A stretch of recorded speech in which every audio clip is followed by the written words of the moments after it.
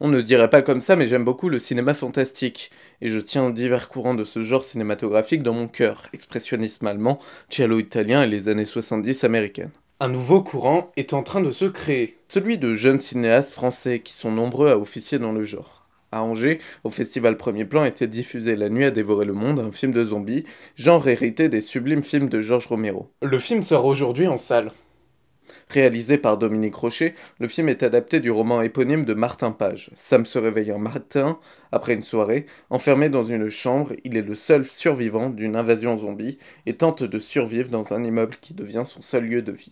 Il faut d'abord situer le film dans le genre cinématographique auquel il appartient et auquel il se réfère, celui du film de zombies. Rocher cite 28 jours plus tard de Danny Boyle et le Dawn of the Dead de George Romero. En effet, Rocher s'inspire du mode de survie du film de Boyle, mais aussi de Dawn of the Dead pour certaines séquences d'action et dans sa gestion d'espace. Cependant, une rupture est opérée avec les canons du genre. De films cités, le personnage principal est en contact avec d'autres hommes.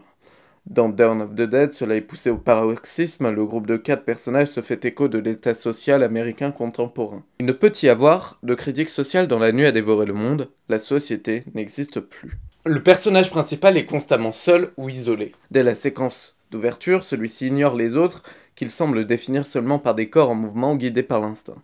Une fois l'apocalypse zombie arrivé, celui-ci n'est pas étonné de ce qui arrive. En revanche, à mesure que le film avance, Sam seul essaie de recréer la société. Il fait revivre l'expression, le dialogue, en discutant et interagissant avec un chat ou un zombie joué par Denis Lavant.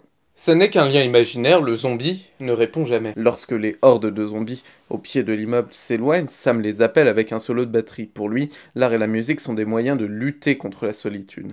Cela illustre son besoin des autres, même sous forme de chair putréfiée. Sam fait aussi exister des rituels et découpe le temps. Or, le calendrier représente à merveille le consensus social. S'il est seul, Sam n'a aucune utilité à s'en servir. De ce fait, Rocher s'approprie et extrapole le propos de Romero dans sa saga des morts vivants. Il est impossible d'en finir avec la société, l'homme est un animal social et même seul, il a besoin des autres. Sa solitude est exprimée à travers l'espace, un immeuble en huis clos à usage multiple. En premier temps, celui-ci est inconnu à Sam, et la moitié du film consiste en une découverte de l'espace de cet immeuble haussmannien. C'est une phase d'identification, nous nous approprions avec Sam l'immeuble. Et lors d'un magnifique plan séquence dans lequel Sam parcourt en joguant un immeuble qu'il connaît désormais par cœur, nous ne faisons plus qu'un avec ce personnage. Le film prend alors une tournure psychologique habile. C'est donc le mouvement dans l'espace qui intéresse Rocher. L'espace et sa contrainte forment le moteur d'une tension et d'un effroi maîtrisé de bout en bout. Or, les couloirs exigus et les salles closes sont source d'une angoisse insoutenable. D'autant que Rocher a fait le choix de zombies rapides, donc d'une action nerveuse, que l'espace traduit formidablement. On passe à travers les étages comme des niveaux vidéoludiques.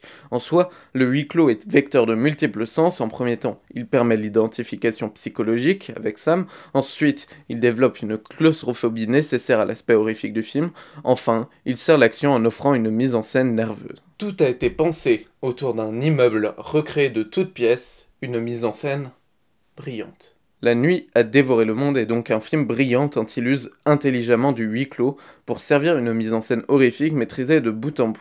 En plus de vous inciter vivement à voir le film en salle, je vais vous conseiller quelques films pour prolonger La Nuit a dévoré le monde. En simple film de genre, je vous conseillerais le film Revenge de Coralie Farja, tout juste sorti. C'est un film qui s'inscrit dans un courant naissant de renouveau du cinéma horrifique français et qui innove dans le genre du rape and revenge avec une esthétique léchée. Ensuite, je vous ramène aux origines du zombie cinématographique avec la première trilogie des morts vivants de Romero, une trilogie brillante dans son propos social en demi-teinte et rudement bien menée. Mais au-delà de l'horreur, je vous incite à voir Assaut de Carpenter, Nocturama de Bonello et Snowpiercer de Bong Joon-ho, 3 films dont la gestion de l'espace et du huis clos sert l'action et la tension à merveille. Bon visionnage.